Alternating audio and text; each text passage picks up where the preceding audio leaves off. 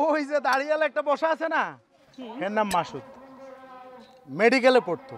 ওই যে কবিতা আছে না, কবিতার পাল্লায় পড়া সারাক্ষণ নেহারি আমারি নত শির ওই শিকর হিমাদ্রির বলবীর বল মহাবিশ্বের আকাশ ফাড়ি চন্দ্র সূর্য গ্রহ তারা ছাড়ি। এই দাঁড়ারে পুষিল প্রাণের আজি এ প্রভাতে রবির কর কেমনে পুষিল প্রাণীর পর কেমনে পুষিল গুহার আধারে প্রভাত পাখির গান। আগুন লাগবে?